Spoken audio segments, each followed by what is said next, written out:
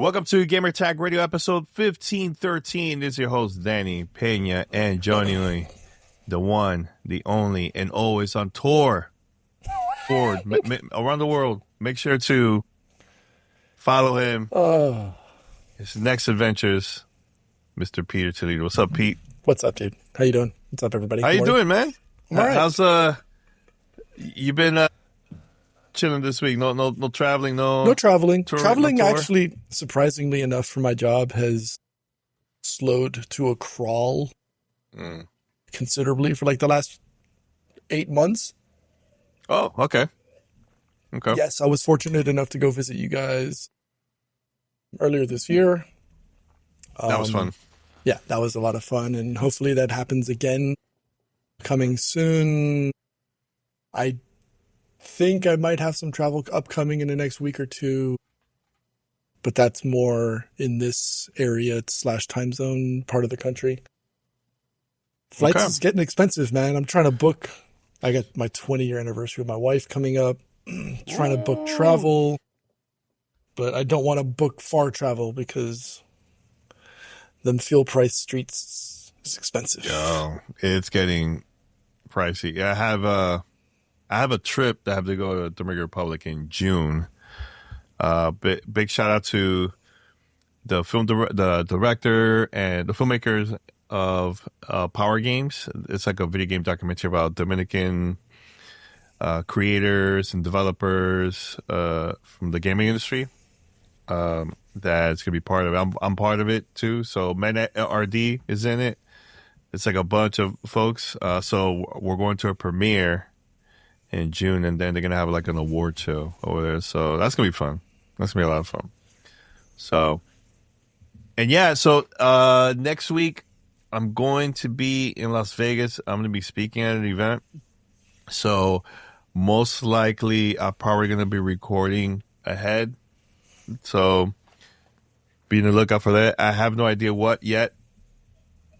There's some stuff I might be able to talk about during that time. We'll see. Stay tuned. We do have one question that we have. I think Keon, he's always sending us questions. He sent us a question here that's really, really cool. But I know there's people that are watching right now live. We would love to do a all fan mail episode. So if you have questions, doesn't matter if you're watching us on Twitch, X, or YouTube, send it over here under the comment section, and we'll read it and try our best to answer it. All right. So within reason. Okay. Within reason, right? Don't get ridiculous or stupid on the questions, because then we're not going to answer those, right? So we're not going to answer those. But give us some time. But yeah, send us your questions, guys. Send us your questions. All right. It's time for fan mail. You know what? I have to say, that is the most professional sound bit. That beat is dope. That is pretty dope. Who was that? That was from when we were at Play That It. That's when we were at Play That It. Yeah, that's CBS Podcast Network years ago. Man, let me tell you, we had a lot of fun recording in that studio. That was a lot of fun. Yep, a lot of fun. That was a lot of fun. All right, so we have the first question. This is a pretty good one. I think this is a great way to start the show. And this is from Keon. Again, guys, we love doing fan mail. The more questions you ask, not only in this episode, but also future episodes, we're going to create better content, unique content also. Because you guys have like some great questions that usually a lot of podcasts don't talk about. So make sure to send it in. All right, so here goes. This is the first question from Keon. Here we go. All right, thank you to Keon for sending us that great question. I think it's an awesome way to start the show. Is it live service games PlayStation kryptonite? Here's the thing. I'm enjoying Marathon. I don't know about you, Pete, but I'm loving the game. Yes. Is it the numbers like high like other live service games? I don't think so. I see that people still playing it on console and PC. I'm having a good time. But there's games like Concord and there's other ones that just disappeared because the support wasn't there at all. I don't know. Do you think it is PlayStation's kryptonite when it comes to that live service games? 'Cause I'm kind of on the fence on this one because I think they shouldn't stop. PlayStation should continue to create live service games because that's something where they've been lacking for years, which the company's been doing great when it comes to single player games, right? But where's the multiplayer games? Where's the live service games? And they've been trying, taking risk. Your thoughts? So the short answer, I mean, it's definitely seems like a weakness for Sony in general, right? Especially this generation, right? It's not that Sony can't make games. We've seen them do commercial successes one after another, whether it be, The Last of Us going all the way to the Ghost of Tsushima series, etc. Premium single player cinematic style games. That's their bread and butter. But it does seem like they've kind of hit a wall when it comes to live service style games. And it's not for lack of trying. It's not for lack of attempts or studios. But it does seem like this is a pattern that we're starting to see. And it's one of the main reasons I think why Sony bought Bungie back in 22. Now, you take a look at the ones that have failed or fallen or allegedly, not hit the level that they've, put a level of expectation or bar for themselves. Last of Us Online canceled. Even with years of development with Naughty Dog, you still had a lot of problems. Concord, not gonna say less. That was a quick one. That was a quick one on that. Yeah. Pulled from sale. Again, Firewalk is a good studio, but I just don't know if the level of expectation heaped upon the title was worth it for them, or was it the right play for them? Marathon still very early. It's only been a few months, and yes, it's 200 million or whatever the number was for the budget or whatever.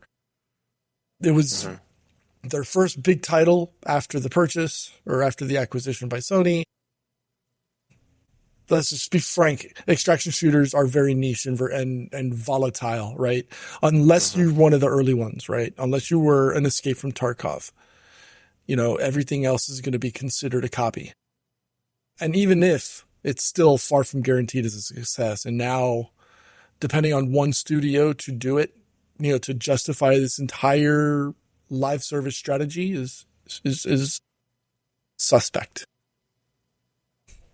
Sony has a really, yeah. I was going to say, Sony just has a really good strategy so far for 5 to 7 year dev cycles. They release, they ship, they move on to the next one. Whereas live service is a completely different monster, right? You've got ship early, ship often, and it's not something that their teams are normally used to, right? You look at a Naughty Dog, Insomniac, Guerrilla Games, that's not how they function. You can't just tell them to, okay, stop what you're doing, pivot, excuse me, and now go be like Fortnite, right? It's just not going to happen. But then you look at what the games that they do work. God of War, Spider-Man, the Horizon series, those sell titles and most importantly sell consoles. They also review insanely well, and they fit Sony's DNA at the end of the day. So it's a catch-22. Do you tell them not to and continue doing what they essentially said a couple of weeks ago? Mm-hmm. Don't look at live service. We're just going to stick to the single-player cinematic experience and buy our consoles, and that's where you're going to play them. Or do you want them to at least try? Because it's not like they haven't tried. And look, not everyone is going to hit it out of the park first time. And then if you really think about it, if you want to make it an analogy, it's like asking a Michelin chef to run a McDonald's at scale. And it's just not possible, right? It's not incompetence in any way, shape, or form. It's just not a right fit for them. Mm-hmm. Mm-hmm. Yeah, and this is not a question, but this is someone that Roberto is watching on YouTube. He posted this. PlayStation had a lot of live service games in development, but have been canceled. Has never seen the light. which is true. You know which game I think it could be a success if they do this right, if they bring it back, which I doubt is ever going to happen? SOCOM. SOCOM was a lot of fun. SOCOM was amazing. I that love game SOCOM. is really good, man. Yeah, but we're not gonna see that. It's the shooter space. It's the shooter space. It's very, very difficult to have success in a medium that is oversaturated at this point, right? Between I mean, hell, let's just go through my Steam library, right? Where that's PUBG is still up there, you know. Hey, they just did 900,000, consecutive players online just on PC. But I mean, you've got Battlefield, you've got Call of Duty, Insurgency, Arma, Delta Force, Marathon, PUBG, Ready or Not. The list goes on and on. Borderlands. I mean, the list goes on and on and on and on. How do you compete? How do you drop a title and expect it to be super successful? It's hard to compete, bro. It's hard to keep it up too. Like it's expensive to keep up a game like live service games. That's expensive, man. And if it's not successful, they're gonna kill it right away. So I mean, Marathon is still playable. Lots of updates. I think because of the buzz and the reviews, it's people slowly buying the game, but here's the thing. If a game from Sony is only available on console, it will flop big time because I think the majority of people support single player games there. More on the PC side will buy live service games from Sony more than the console side. That's always happens, but all right, you have another question here. This is a great question. Question for the show. Given the rise of Capcom with Resident Evil and Pragmata, by the way, Pragmata is amazing. What other franchise you want them to tackle? Oh, man, I'll tell you right now. Devil May Cry. You got to bring it back. Devil May Cry. It's been a long time. I know they announced Mega Man that comes out next year, I believe in 2027. But I think Devil May Cry will be a good one. Yeah, for me, it will be that game. Do you have a game, Pete? Well, I swear, if you call me Paris during the show, I'm just going to step out. I'm out. I'm done. Hey, man, it's hard to keep up. Paris, Pat, is all peace. So, I mean, while my brain works on this in the background, let's wonder why it works, right? Mm. Combat loop, really, really good. Dope atmosphere, familiarity, and comfort with their engine. So when you think about that, Onimusha. Oh, yeah. Oh, another one? Hold on. You asked me. It's not on you. Whoa. Cool, Parasite Eve would be dope. If Square allows it. Mm-hmm. Castlevania. That would be. Isn't that Castlevania? No, that's a Konami game. That's not a Castlevania. Right. I'm just saying, like, if you want them to remake a game, I mean, and look, we're in Fantasyland, wishful thinking. Oh, you're talking about in general. I'm talking about Capcom what franchise. What games could they work? Dino Crisis, maybe. Yeah, Dino Crisis is a good one. That's a good one. Yeah, I don't know. It's been a while. Oh, you know what Silent Hill, maybe. No, that's a Konami game. Yeah, but still, you're asking me questions, right? You're asking me what games that they do that are similar. And could they partner? Why not? Yeah, I know. What's the name of the? I know there's some studios they do a lot of partner with other studios to work on. I know Bandai has done that multiple times. Couple other ones, but you know what game I think they should bring back, and it's been so long, and I remember. In the early days, it was announced that they were going to have like a movie, and it never happened. Lost Planet. That's a Capcom game. That came out during the 360 era, and it was fun. It was cool. It wasn't like groundbreaking or anything like that, but at that time, it was decent. They should bring that back. I think it had multiplayer too, but single player was okay. Okay, let's see if other questions here on. Devil May Cry, maybe? I did mention Devil May Cry. I know, but I mean, what made it, what could they do to make it better? I mean, if they made it back with like DMC1 vibes. Mm-hmm. Okay, here's another one from Big Gamer 90. Big May for gaming coming up. Biggest May in years, which is very, very true. Very, very true. What May game are you looking forward to the most? Is it Forza Horizon 6, not 5? I know you posted 5. Yeah, 6. Lego Batman or something else? For me, Forza Horizon, 100%. I'm curious to play Lego Batman. I'm very, very curious on that game. But Forza Horizon 6 is the game that I am like excited to play because I love the Horizon series. Are you planning to play any of these games, Pete?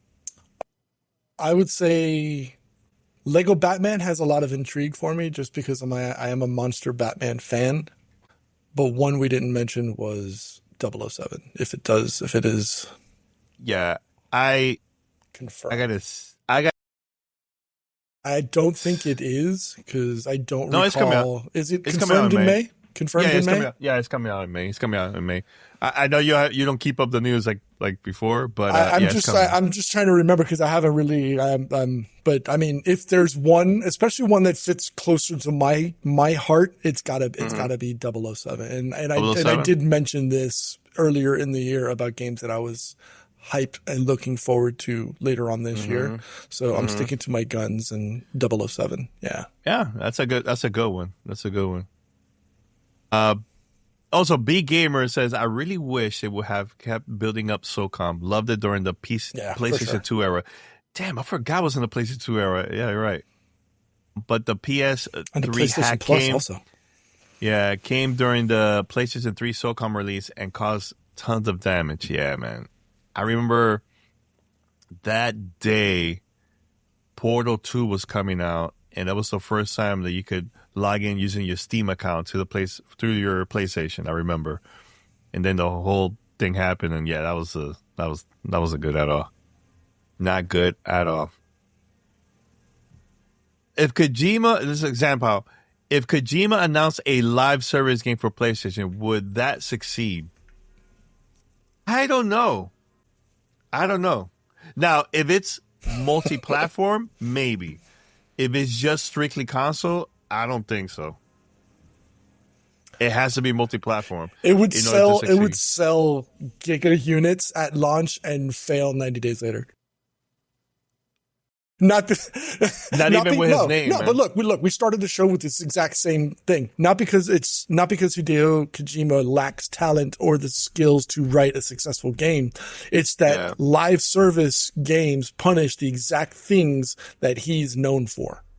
Right? Mm-hmm. So he's, elite at that singular vision style game, slow burn, weird, memorable mechanics. Mm-hmm. Just look at everything he's ever released, right? Death Stranding, MGS5. But that's what he needs to succeed, or that's everything that he's done that has succeeded. But then after 90 days, the big question, where's the new content? What's the end game loop? Why is it so weird? Mm-hmm. It's just, he designs experiences, not treadmills. And that's exactly what a live service game is. Yep. Yeah, I don't know. Look, much respect to Kojima. I would love to interview him one day, but it is going to be kind of hard. I think he should stick with single player games because him and his team, amazing when it comes to that. All right, here's another thing that I want to show you before I read the other questions. Stay tuned. Later this week on Gamertag Radio, I have a review coming up, and actually I'm going to record it with Tony Polanco. Shout out to him from Throwline Show. Make sure to subscribe to his show. Also writes for Tom's Guide. Yes, review of Sorrows for PlayStation 5. The review is going to be out April 24th at 12 a.m. Pacific time. That's April 24th at 12 a.m. Pacific time. That's all I will say. Thank you. All right, so we have another question. This is a good one, Pete. How are you guys at events? If random people see you and come up to you, will you give them the time of day? It depends how you come up. It all depends on that. We've been to multiple events and we've seen tons of people that either listen to our show or know us all the time. I mean, Pete, the last event, was it E3 2019 was for you? The last event that you attended? And throughout the years, we always see people at events, and we were cool, like just talk to them and everything like that. But if you come in with this like attitude or something, I will not even bother. I just keep it moving, But usually that never happens for me. How about you, Pete? I mean, look, we've brought in random people into our interviews at Microsoft at E3. Perfect example. Like when I saw this question pop up in the chat early on, that was the first thing that popped into our head, right? Yeah. Us sitting, waiting in line. I forgot. I don't know. I can't remember if we were going in to go for something at E3 or we were waiting in line for an interview. And you literally just pulled this random kid came in. And you literally pulled him into our meeting. Look, at the end of the day, just because we have an internet show or we're on Twitch or we're on whatever, doesn't mean that we're any other different from anybody else, right? You come up, you say, what's up? I'm going to say, what's up? Give you daps and then what's up? But like Danny said, you come in hot or with an attitude, like one of these anime icons from Twitter. Oh, no. The energy is going to be reciprocated. And that's just as real as it gets, that's just keeping it a buck for everybody. But yeah, I mean, look, I'm no different than you, man. I put my socks on one at a time, put my shoes on same way. We're no different than anybody else just because we've got a Twitter, Discord, Twitch thing. Yeah. This is all secondary, dude. We're just normal people, man. You're 100%. By the way, I know Rihanna been hitting me up on WhatsApp questions. I see the questions. I was just going one by one. So I see the questions. Well, no, you know why she does that? It's because she knows you. You don't multitask very well. So. No, the thing is, I have 3 different pages, multiple pages open. X, YouTube, you got that Twitch, 96-inch monitor. You can't put them all in separate things? No, I do. But when it comes to Riverside, I like to have it like at least half of the, half of the screen of the monitor. All right, I really didn't want to answer this question, but you know what? She sent it, so I'll read it because I feel like this has been going on for so long. I'm kind of like over it. But she asked, this shouts to Rihanna. She asked, "What is your advice to people who want to start in gaming right now, despite the layoffs and low morale?" I think you should still go for it, man. Yeah, I think the industry overall, we're gonna find out. We're gonna figure it out either way. I know that it's been a couple years has just been difficult for a lot of people. I think you should still go for it because here's the thing: you could be the one that can make that change and make the industry even better. And the reason why I say that is because in the 80s, there was the video game crash. This is during the time it was like Atari took over and all this nonsense back in the days. But when Nintendo came and started releasing the first console, the first NES console, it completely changed the industry, and the industry came back. Again, they figured it out back in those days. I think it's going to be the same with what's happening now with the gaming industry, where there's a lot of layoffs. But remember, a lot of those people, they either left or got laid off from a company. Now they're starting their own studio. Some funding themselves, some they'll get an investor and so on, and hire people to create different projects. And you could be the one that changed the industry and make it even better. So I wouldn't say to give up or stop, because we still need people like you to make that change. You know what I'm saying? So that's how I see things. I don't know if you agree with it or you have a different opinion about that, Pete, but look, it's still a very, very hot industry to get into, but go in with a kind of like a toned down expectation, right? Don't come in expecting 2018. that's I don't think we're going to see that for a while again. Right now, the industry in itself is it's contracting, it's risk averse, so it's very volatile, right? And we see it in I don't want to say quarterly streams, but it's like 3 times a year where you see games get successful, and then we hear Studio X or Publisher X is dropping, a lot of people. And I mean, and it's not even in games, right? It's just technology in general. Like Oracle just dropped 30,000 people off of their payroll globally, right? As the direction shifts from a business perspective, companies are trying to pivot. Hell, we just saw a shoe company pivot to an AI model like just last week, right? I forgot, Allbirds or something like that was a shoe company. No, I didn't know that. They pivoted to AI. I didn't know. Like, yeah. Think about that. How do you pivot from shoes to AI? Like, how is that your business model? I know it's not what you asked, but be realistic in your expectations. I would say if you're going to come in, have a portfolio that's playable in 3 minutes. Nobody's going to read a PDF, much less like pay attention to that. I'd say learn the tools that studios are desperate for, whether it be Unreal, Perforce, things like that. Python, obviously. Maybe expect contract work first. Don't expect to be dropped into a triple or quadruple A title day one. But I mean, that's what I'd say. I mean, if this is what you want, jump in feet first, but be realistic about your expectations. Agreed. Another question. This is on YouTube. Pete, what games have you gotten to enjoy together with your kids? Like actually playing together and bonding over it. Danny, if your kids turn into a gamer, what game memory will you create? Recreate. My kids been out the house for years, so I don't play games with them anymore.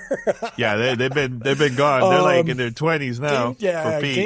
I mean, hell, my daughter turns 23 later this year. That is wild. That is my son wild. turns 28 in October. So I mean, that is wild. I mean, if for different reasons, but yeah, I mean, look, games that I've played in the past that it was just me and him, or games that like Rayman Legends is a game that comes to mind that we would all play in the couch, literally like swapping, just handing over the controller. Like, all right, you get one run, you die, you hand over the controller, and it was something that like, it would be me, my wife, my son and my daughter all on the couch. And that would be a whole night of just us playing Rayman Legends.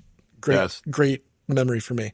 If it's just me and my son, we would play very similarly on games like Assassin's Creed or whatnot, where you get one run, I get one run, and we just go back and forth. Whether I went on PC or we were on Xbox. Games that we played together, and it's something we still regularly do, would be like Halo and running through them online in co-op setting. That's something that we do. Rather, we're gonna pick a skull and turn it on and then just see how well we can do on Insanity or whatever. For my daughter, it's a little more toned down, I guess, earlier on, because she doesn't really play games as much now these days. I mean, it was Overwatch. Her and I will play together. Oh yeah, I remember that. She was really good at it, and she was really, really good at it. That's so. But I mean, yeah, that's what I would say for me. Those are the games that I remember playing with my kids. Guitar Hero and Rock Band.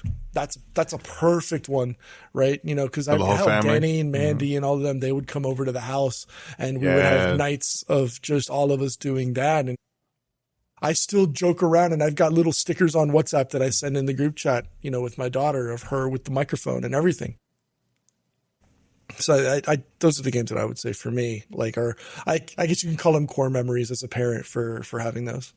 Yeah, that was a lot of fun getting together at your house. We'll get drinks, pizza, and all this stuff. Hey, let's play some Rock Band. Now, I remember even DJ Hero used to go to your house a lot to play that. Yeah. DJ Hero was fun, but it's one person. You're not really co-oping as much. Whereas with Rock Band or Guitar Hero, that opened it up for a lot more, right? And being able to do a lot more. And hell, we had a Miami newspaper come over when all of us were there playing. And we got covered in the newspaper. So it was, yeah, that's another one that I would say. I miss that era, man. I miss that era, right? The games were great, but the era was so much more fun and engaging as a group because, it was, hell, I mean, we had my teammates from my gaming squad from like New Jersey and Seattle and everywhere in between flew down. That was for community vibes. Our party. Yeah, but I mean, and it's on YouTube, but yeah, I mean, it was us, playing Rock Band at 3:30, 4 in the morning, all of us. And it's just, that whole era was so much fun. Yeah. And then taking the Manny to the airport early in the morning. I remember that. I don't. That was a lot of fun. I think I went to sleep. I was asleep at that time. It was like 5 or 6 in the morning. But yeah. Now, my daughter, she's 2.5 right now. And the first time that, because here's what happened last year. Was it last year or 2 years ago? I'm trying to remember. Rihanna had to go to, I think it was like PAX East. I think it was. I think it was PAX East. Yeah. So she went to PAX East, and I stayed with our baby. And at that time, I got the review code for Astrobot. And I'm like, how I'm going to play, I have to take care of a baby, Violet, and everything, right? And I'm like, let me try it on and just play and see. And Violet was quiet. It just, because the game is very colorful, and she loved the sounds of Astrobot, right? So she would just look at the TV, just enjoying me playing, and sometimes she'll, sit in front of me and I'm playing, so I want her to feel like she's also playing. And she really, really enjoyed that, man. That was like so much fun doing that with her. And I managed to beat the game right before we got back from PAX East, and she really, really enjoyed that, man. So another thing too is she knows all the Mario Brother characters. Like she knows Mario, Luigi. Every time she either sees me playing Mario Kart or any of those Mario games, she knows, oh, look, that's Princess Peach, that's Bowser. Like she knows, so one day, once she's ready, I want her to grab the controller and just play a Mario game, or I could probably put like easy mode while playing Mario Kart, something like that, for her to experience that, get used to that, So, because in the future, I would love for us to play games together, So, I'm excited for that, honestly. I'm very, very excited for that, because I never had that experience with my mom and my dad. They would just buy me the games, and I just play on my own and play with my brothers and sisters, and that's or cousins, that's it, or friends, but never with my parents. But I would love to experience that with our daughter. Let's see. Is there any? I know there's another. One more question, I believe. Yeah, let's see. This is McFellin, 44. Do you think you will ever see AAA dev cycles come down? If so, what do you think will be the key to allowing that to happen? That's a great question. I think with the success of indie games and AA games, we're probably going to get to see less AAA games in the future. Like look at Exhibition 33. Look at all these indie games that's been successful and they've been at the top of the Steam charts. I think that helps. And I also feel like companies are gonna, especially studios and publishers, are gonna take less risk on investing more money on AAA games. So we're gonna get to see less of that. And honestly, a game doesn't have to be long, man, to be successful. It doesn't have to be like 100 hours. It's okay to have a game like Resident Evil that's like 12, 15 hours. I think that's fine. Pragmata, for example, for me, it took me like 12.5 hours to finish it, but I wanted more content. So there was so much side quests, and I did 100% on just the campaign. Now there's an additional 10 hours, I believe, of other stuff that you could do in the game that to unlock. So like that part doesn't matter. I think having a game like Elden Ring that get just long, it's come on. I think we should have like less of that. You know what I'm saying? So, what about you, Pete? Any answers on that? I think so, but I don't think it's a matter of if, right? I just think the 6 to 8 year dev cycle is potentially unstable, right? At least financially, right? It's risky from a creative perspective, and I think the industry is already starting to feel that pain. I think it would be really cool if we started seeing teams or seeing developers stop building new tech for every game. And if we keep it on the Capcom conversation, they've been using the RE engine now for how many games? 4, 5, maybe. It's been a couple, yeah. Yeah. So like, instead of reinventing the wheel, just use what you have that we already know it works, right? And you keep that engine continuity across multiple projects, right? You don't have to have, and you get a little bit more flexibility because you have people that can jump from one project to another. They don't have to learn a whole new engine. I think like a little bit further to what you were talking about, the 80, 120 hour open world game is starting to die out as well. It seems, assets just become so much more difficult to keep, create, maintain. It makes QA scope exponentially larger. And especially in an industry where scope creep is massive, and having teams work for so much more longer, especially when it gets closer and closer to launch time. It's just shorter, tighter games just means fewer environments, fewer assets, and just faster iteration, right? Hell, you just talked about like you had everybody's talked about having a blast with Pragmata, and hell, I'll take 20 to 30 hours of amazing gameplay versus 100 like softly like couch cushion padded games. Not as comfortable. Like, fine, you get a lot more game out of it, but if it's a lot of reused, rehashed, game loops, I don't want that. We don't got time for that, man. That's the thing too. We don't got time. No, I mean, especially now with all us being super busy with things, like it's just too much, man.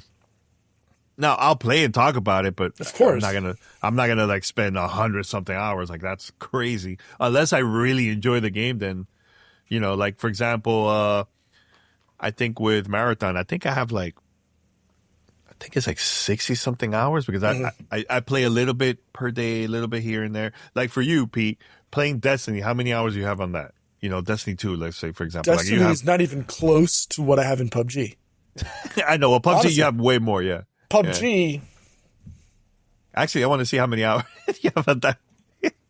How many hours you have on that one? By the way, get Pragmata. It doesn't matter which console. Even for the Switch 2, the game is amazing. Actually, that's when I played Pragmata for the first time. Was for the Switch 2 at an event, and I was like, "Yo, this game is sick." And I got the PC version. And look, I haven't played much PUBG in the last 2 weeks. It's been a lot of just spending more time with me and my wife on the couch or out with friends. And I've got 5,200 hours.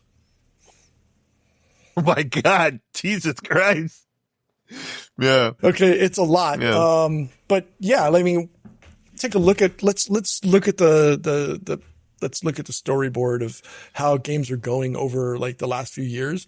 And what will a AAA, quadruple A game look like in 5 to 8 years? Instead of like a 7-year big super massive game launch and team burnout, you'll see smaller dev life cycles. I think like 3 to 4 years, a tight game. Perfect example, and it's a team that basically doesn't miss. Insomniac, Spider-Man, Miles Morales, Spider-Man 2, shared foundation, same engine, phenomenal game experiences, and you get one every 3 or 4 years. and it works, right? It works. Yep. It's just the bottom line is dev cycles come down when reuse the engine, reuse the world. It kills the bloat, and you validate the fun early at the end of the day, right? And Big Insomniac's perfect example of that because you don't have to rebuild. Although, in a similar light, we can kind of say that Ubisoft kind of has done that with the Division, keeping with New York, Washington, going back and forth, same engine. How successful has it been? Is it on the same par as a Spider-Man? I'd probably say not. But well, it's a known IP. Spider-Man is a known IP. Then of course, you're leveraging Spider-Man from 100 years of being around. But you see that same chronological line of success, right? Same engine, same environments. You don't have to rebuild the wheel every single time. Yeah, I mean, I know somebody posted this here. I mean, it's the other way around with dev cycles. With AI, yes, I would say AA will turn out AAA quality because of AI. Yeah, but quality is subjective, right? Some people may or may not like that so. Because if it's based on, if we use my same little lineup here of success, the only time where AI maybe helps is during asset development or reuse. But AI is not gonna handle or be successful in the writing part of it. I don't think. I don't 100% no. And here's the thing, like, okay, see, that's a tool, but to replace people, that's something that I am not supporting at all. I mean, look, all these layoffs is because of AI, because of that. I mean, there's other reasons too, like money and whatever, but companies are trying to do that. But look at the quality is not going to be the same, man. It's not going to be the same, So, oh, by the way, I know Big Gamer mentioned I got Mouse PI and still haven't played it. But look, I got this Mouse PI shirt. Game is dope. Game is really, really dope. I personally think Pragmata is contender for Game of the Year for me so far. That game is sick. That game is sick. Make sure to check that out. Let's see. If there's any other questions? Let's see. Or I think we're done. Yeah, shout out to Tanya. She say AI is destroying the industry 100%. Look, I think right now is this whole trending thing, like, oh, let's go after what everybody else is doing. But here's the thing: what's going to happen? All these gaming companies going after that for AI, they're going to see the decline of sales and all this stuff because of those changes, and they're going to go back how it used to be. That's what's going to happen. So right now, that's the trend right now, but it's not going to last that long. A lot of companies are just losing a lot of money because of that, man. So that's how I see it. Melvin, thank you for the raid. One person. Hey, thank you, man. Shout out to you, man. Hey, one is one. That's how I see it. Yeah. P, you're muted. No, it was just AI should be illegal. I wouldn't go that far. I wouldn't go that far. It has some useful purposes, but as far as illegal, that's subjective. But here, I mean, here's the thing: see it as a tool, not to replace a human being. Like, it's not. That's crazy. That's how I see it. I think a lot of companies are thinking that they're going to save a lot of money because of this and because they're replacing it, and it's not working because it's not the same, man. It's not the same at all. I know there's billionaires out there that trying to create a studio 100% AI game studio. That's not going to be successful at all. That's not going to work. I'm telling you right now, that's not going to work. Not going to work. That is crazy. And shout out to Paris. He's probably somewhere out there. He says GTR sucks. Well, thank you, Paris. I hope you get stuck over there in Tokyo. They'll come back. I wouldn't mind being stuck in Tokyo. Yeah, you know what? I'll probably do the same. I can think of worse places to be stuck. I'll probably do the same. I'll probably stay with it and not come back. Exactly. That sounds. Everybody's like, yeah, that sounds fun. Yeah. Of course, it sounds fun. Yeah, I'm in. You know, I'm in. because you know why? Because I'm a nice guy. I want Paris to succeed and have a great time. That's why I said to stay over there and not come back. Yeah, that's the truth. Anything else, Pete? Anything else before we wrap it up? No, Yeah, I'm good. yeah. Huh? No, good. It's all good. I think we ended just because it was just Paris just now showed up. Oh yeah, it's like, all right, everyone, we're gonna end the show. Paris is here. Booty doo. All right, everyone, thank you for watching GTR and also sending us some questions. Fan mail, strictly fan mail. Here's the thing, I'm trying to do different stuff, to have different conversations, because I feel like too many of us are doing the same, like talking about the same topics, and it's good to have questions from the listeners, different questions that typically a lot of people are not talking about. I think it will help us to keep it more entertained and so on. Reviews coming out this week of Sorrows. I have a couple of things coming up in the future. There's one thing that I've been working on for a long time that I'm just waiting for the day. We're like, hey, it's time. Let's do it.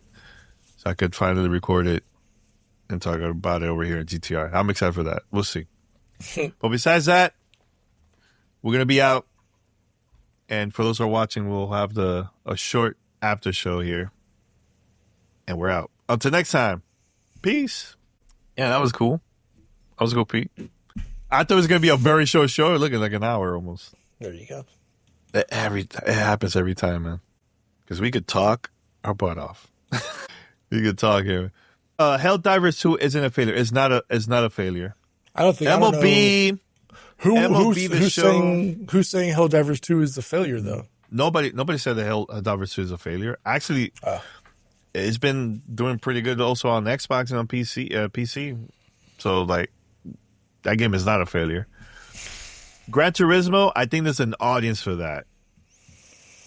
For sure. I think it's not the same how it used to be with Gran Turismo, but there's an audience. Sports games is pretty hard. I know you mentioned MLB. It's hard. It's hard, man. I think a lot of people moved on from sports games, man. That's hard to say. Helldivers 2 is not a failure, man. 20 million copies is not a failure. Sorry. It's not a failure. Not a failure at all. I think unless you're like NBA 2K, that's a different conversation. But MLB The Show, yeah, especially right. And that was a game that launched at a half price sticker price, right? Yeah. Mm-hmm. Look at that. Big Gamer says Helldivers 2 is doing better than Halo on Xbox. I 100% agree. Mm-hmm. 100% agree with that. Now, yes. I know this, Zampao, I know this is the after show, but have you been starstruck doing an interview? Nah. I haven't. Have you, Pete? I haven't. Probably. I think so. I'm fairly certain I have. Yeah. I think if I ever interview Miyamoto, I think that will be the only time I'll probably be like starstruck. Like, I'm like, man, I'm nervous. I think that's the only time. But everybody else, I've been cool about it. Like, Aisha Tyler. Even who? Aisha Tyler. Paris, yeah. Well, he said, yeah, yo. I forgot about that. Yeah, yo. Yeah. And what's crazy is you guys were doing an interview, and I was just like, all right, I'm going to be useless on this one. I'm just going to take pictures. Yeah. Yeah. It's funny because I saw her at a podcast event. When was it? I think it was like a couple months after E3, and she remembered me. Yo, we were just talking about games, and I was walking to the elevator because a lot of people were like trying to stop her, and the podcast movement team, they're like, "Hey, Danny, can you help us? Because you really know her." I'm like, "Yeah, sure." Yo, we were just talking about games. She's asking me, "Hey, Danny, so what is it you're playing now?" And I'm like, "Oh," at that time, I don't remember what the hell we were playing, but yo, we were just talking, and it talked about E3, her experience at going to E3 and hosting Ubisoft, because she used to host a lot. Yeah. A lot of Ubisoft. Rihanna says, I was starstruck during Danny's Keanu Reeves interview from over the next room. Yes. So on that one, that is funny. That one, it was still considered the pandemic and all that, right? So I was in our bedroom recording my interview with Keanu, and Ree was outside. having a meeting, because this is during the time we used to work at G4, and she could hear me asking questions to Keanu. She's like, "Oh my God, I'm so nervous for that." And I'm like, "Oh my God." Was I nervous with interviewing Reggie? Nah, I was never nervous with Reggie. I don't think so. Or even with Phil, I was never nervous with them at all. I'm trying to think. Have I ever been nervous with anyone? Nah, man. I can't even think of anybody that's been nervous. Danny Have you, Trejo? Pete? No. I was never. No, and that was purely on camera, those were like way early days, like Skype, just Skype calls. Yeah, like Skype even calls. those, but even then, it was just like I'm talking to somebody who actually, Paul Oakenfold. That was for. Oh my God, I forgot about that. Well, but we never interviewed Paul. No, it was the lead up. It was the lead up. So, all right, so this is going back like 15 plus years. We were doing the 007. Born Conspiracy. Born Conspiracy coverage. He had just done the soundtrack for the game. Mm-hmm. Of course, me being in dance music for a long part of my my time on this earth, right, since like 93, 92. Paul Oakenfold is a legend in dance music, and we were at an event, Miami Beach, got to play the game, and then we were supposed to meet with Paul Oakenfold to do an interview. And I'm like, my heart's just beating, like knowing I'm about to meet one of my legends, one of my biggest, massive fan of him. Mm-hmm. And then it didn't happen, right, for whatever reason. And he was right in front of us too. We were like right here. I remember. It was just like. So yeah, that's one that I was jealous about. Funny, I was slightly going into the interview jealous with what's his name from Little Brother, with Big Pooh, with Big Pooh. Rapper Big Pooh. But then 5 minutes into the interview, it was just like we were just talking to one of the boys, and it was we were just super cool. I still chat with him every once in a while. Yeah, I still talk to Fonte. Yeah. This is a pretty good question. I think I never talk about this. John Wiki 3000. Have any of you not liked someone you interviewed? No need to name names. Not liked. I can tell you, I didn't like the interview how it came out. But like, I never had issues with people that I interviewed.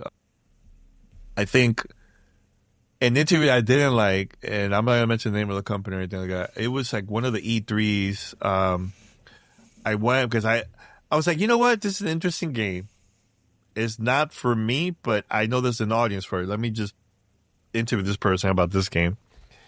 And the person that was into, I think he was that media trained, and he was just like super nervous, like not really answering the questions. I'm like, I like this, man. So that's one. There was another one, and this was like E3. This is another one, E3 2008. It's a well-known franchise. Pirates probably knows what I'm talking about. A very well-known franchise. And when I did the interview, the person didn't want to say anything about the game. I'm like, yo, what is the purpose of you doing this type of interview then? If you can't even talk about the game. Yo, it was like, yes, no. It was like the most shortest answer ever in an interview. I'm like, yo, this was not worth it, man, my time. Hi, Bella. It was not worth it, bro. And I didn't like that at all. I didn't like it. Come, Bella. Come. Hey. Hello. You want to say hello? Wait, hold up. You want to say hello? Hello. You want to say hi? What happened?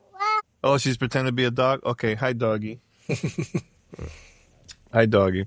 You go to mama. Say hi. Say hello. Peace. Go like this. Peace. You almost there. Look. She's almost there. There you go.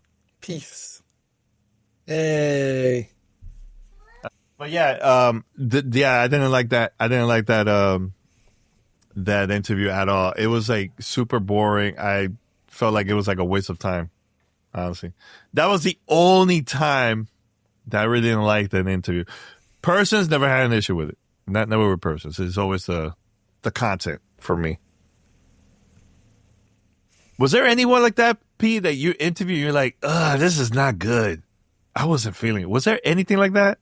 I'm trying to think. They got to be something. Now, I know there was regrets from Pete where he talked to someone and forgot to press record. I mean, that was me and Sean. That was a lot. Or no, that was, yeah. That one, that was for Harmonics, right? Yeah. That was for Harmonics? Yeah. But I mean, that was my first on assignment event, right? And the recorder was on the bed in the hotel room 4 stories up. Oh my God. We were just chilling. But as far as someone I just didn't like, besides you on a weekly. Oh God, thanks. Can't really think of anybody. I mean,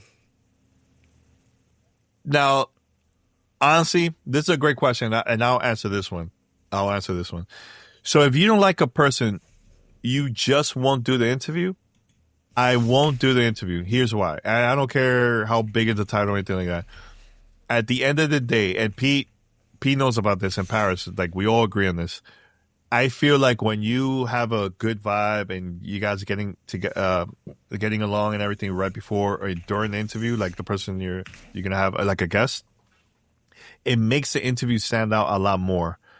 The person you're interviewing, they're gonna open up. They're gonna start saying a lot more things that they usually don't talk about. Like sometimes that helps. I mean, actually, the majority of the time that helps a lot. If you compare any of the guests that we had on our show to other interviews from the past or during that time too, you could tell that the vibe is different. It's different because, one, we ask different questions that usually people don't talk about. But I think the vibe of the conversation helps a lot, man.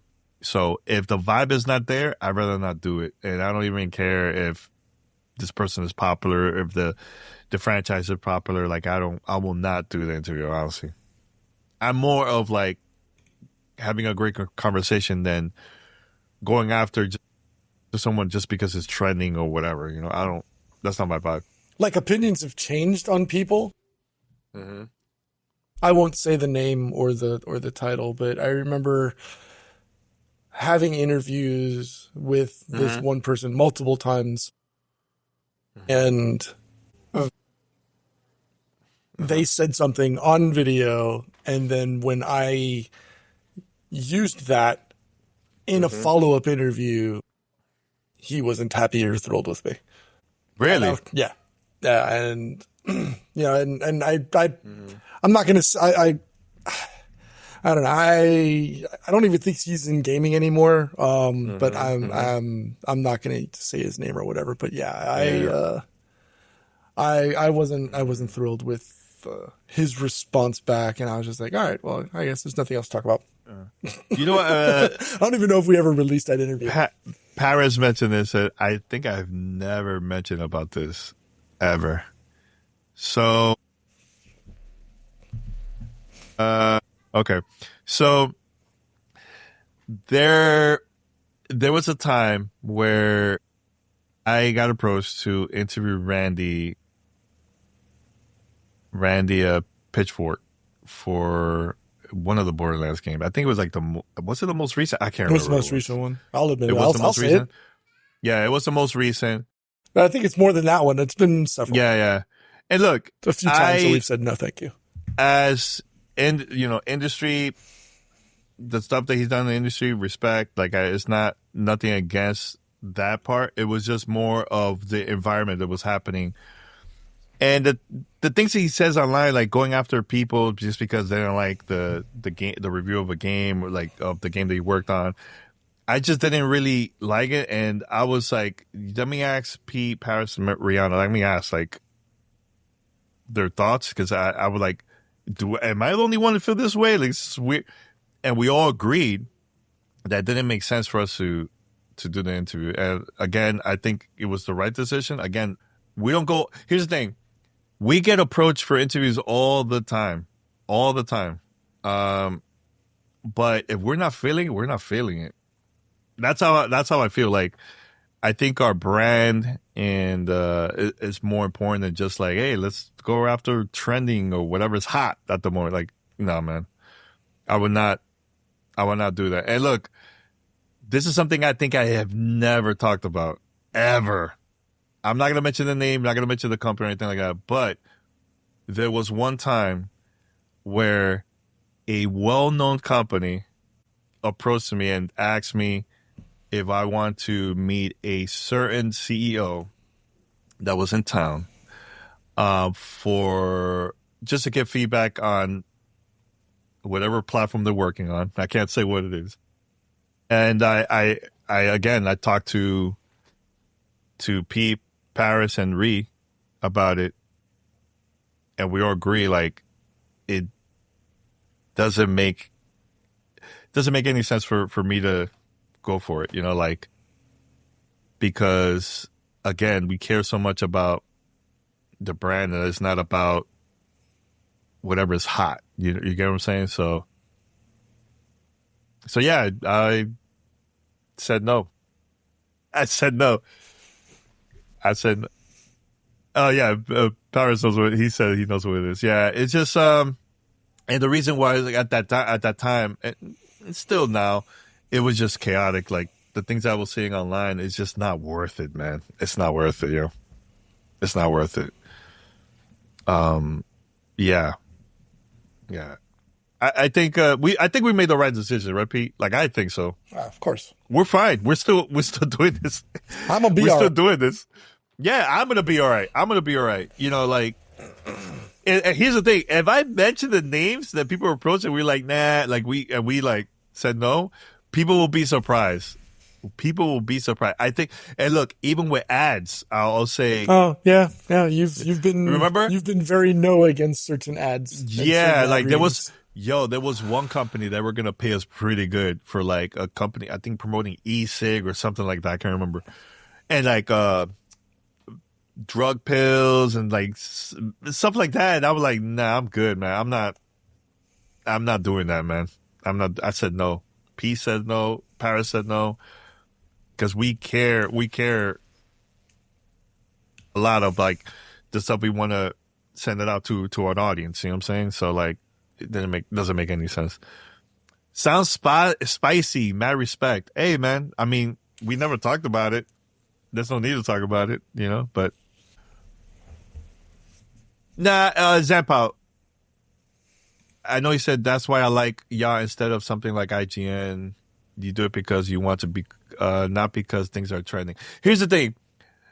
I would not look, IGN, they're our friends. Like, we have a lot of friends over there at IGN. Like, I wouldn't say that. I don't like comparing to other side. I don't do that. Look, there's people that are just working, man. Like, and we know them that works at multiple outlets, We're on this together, man. It's not about us being better than another side. It's not even about that, man. Look, other people might say that. Other people might say like, "Oh, I got more views than Danny and P in Paris," like, or whatever. Or like they probably will say that. I don't do that. I don't do that. If other people get opportunities for like interviews or flying to, I don't know, another country or go to a studio and we don't, it's fine, man. We're still going to be doing our own thing. It's not going to stop me or stop the crew on like doing things. You know what I'm saying? That's how I see it. I think we're going to wrap it up. Yeah. I already got the message from the wife. She's on the way. I got to go make food. Oh, it's all good. Yeah. Tell her, say what's up. All right, everyone. Thank you so much for the questions, for the support and everything. Make sure to check out the Saros review that is coming out later this week. I'm gonna have Tony on the show, so it's gonna be a lot of fun. I love recording with Tony. Yeah. All right, everyone. Until next time. Bye. Peace.